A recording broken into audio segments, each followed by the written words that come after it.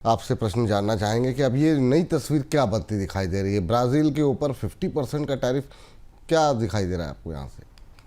Donald Trump के दूसरे tariff की किश्त में, जिसमें कि 8 और कंट्रीज पर लगाए गए, इसे जरा भीतर से खोलकर देखने की कोशिश करिए तो आपको दिखाई देगा कि एशिया के देशों पर 20 से 35% तक का टैरिफ का रेंज है, जिसमें फिलीपींस को वियतनाम वाली कैटेगरी में शामिल किया गया है। फिलीपींस भी बहुत स्ट्रेटेजिक चॉइस है डोनाल्ड ट्रंप की। ऐसे देश जिनको डोनाल्ड ट्रंप आसियान की एकता के बीच से निकालना चाहते हैं, उन पे लगाया गया है। पर अगर आप अफ्रीका को देखें तो अफ्रीका के देशों में और मध्य पूर्व के देशों में एक समान टैरिफ दर दिख रही है। Algeria 30%, Libya 30%, Iraq 30%। श्रीलंका इसमें थोड़ा अलग है। श्रीलंका पर 30% का टैरिफ काफी भारी पड़ेगा। अर्थव्यवस्था अभी संकट से, सॉवरेन डिफॉल्ट से जूझ रही है, छोटा निर्यात है, तो श्रीलंका के लिए भी ये 30% के टैरिफ भारी पड़ेंगे। ब्राजील एक बड़ा एक्सेप्शन बनकर इस पूरे मामले में उभरा है, जिस पर 50% टैरिफ डोनाल्ड ट्रंप ने लगाया है। जी सर, जो ब्राज़ील की बात आपने की, अगर इसको मतलब इसी की रोशनी में अगर भारत को देखा जाए तो क्या कुछ तस्वीर सामने निकल करके आ रही है भविष्य को लेकर के? भारत पर किस तरीके का व्यू हो सकता है अमेरिका का?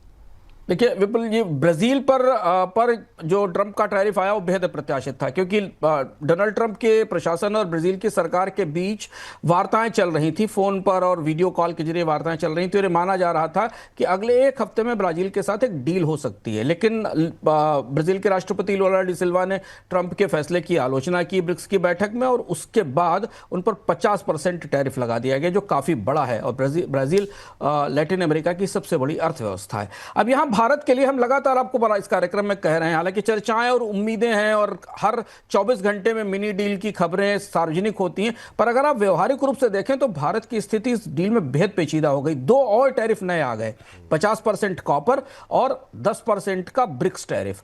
ब्राजील पर टैक्स लगाकर डोनाल्ड ट्रंप ने ब्रिक्स को, जो हम बराबर अपने कार्यक्रम में कह चुके हैं कि ब्रिक्स को सीधा अटैक किया, तोड़ने की कोशिश की है। अगर आप ये मान के चलें कि ब्रिक्स पर 50% टैरिफ लगाकर डोनाल्ड ट्रंप ये संकेत दे रहे हैं ब्रिक्स की दूसरी और बड़ी अर्थव्यवस्थाओं को, साउथ अफ्रीका पर भी टैरिफ लगा दिया है, तो भारत ही ब्रिक्स की एक ऐसी महत्वपूर्ण अर्थव्यवस्था बची है जो प्रतिबंधों से बाहर है। ईरान और रशिया पर तो प्रतिबंध है, तो इसलिए वो ट्रेड डील में नहीं आएंगे।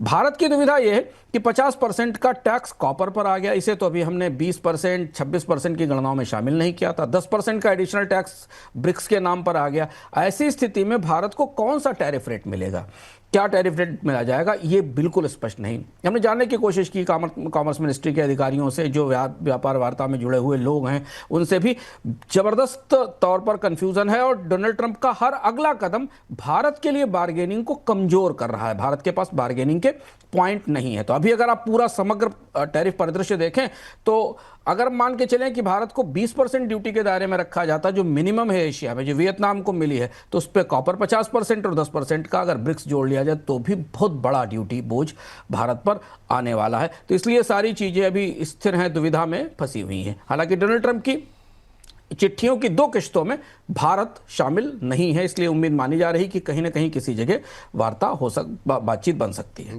लेकिन सर, ये चीज़ नहीं समझ में आया कि मतलब ब्राज़ील पर 50% के टैरिफ की आवश्यकता पड़ी क्यों, और ख़ासतौर से तब कि यहाँ पर अगर हम देखें तो ट्रेड डेफिसिट पे नहीं है यूएस, ट्रेड सरप्लस पे है, उसके बावजूद जो है या ये 50% का टैरिफ ब्राजील को एक तरह से सजा देने की कोशिश है, खासतौर से ब्रिक्स के मामले में, क्योंकि ब्रिक्स के सम्मेलन को अभी ब्राजील ने होस्ट किया था, वो लीड भी कर रहा है। ऐसी स्थिति में ये संकेत जो डोनाल्ड ट्रंप बराबर दे रहे हैं कि ब्राजील की ब्रिक्स के देश अमेरिका विरोधी हैं, वो डॉलर को रोकना चाहते हैं, नया पेमेंट सिस्टम लाना चाहते हैं, तो ब्राजील को एक तरीके से ये धमकाने या सजा देने की कोशिश है। और ब्रिक्स के हिसाब से पहला देश है जिस पर सीधा 50% का टैरिफ लगा दिया गया है। तो ये खतरनाक संकेत है। ये चुनौती के लिए यह है कि दुनिया में ब्रिक्स हालांकि ट्रेड ग्रुपिंग नहीं है, पर फिर भी ब्रिक्स एक बड़ी महत्वपूर्ण ग्रुपिंग है, और दूसरी ट्रेड ग्रुपिंग आसियान है। इन दोनों के को हिलाने और दोनों को तोड़ने की कोशिश ट्रंप के टैरिफ के भीतर दिखाई देती है।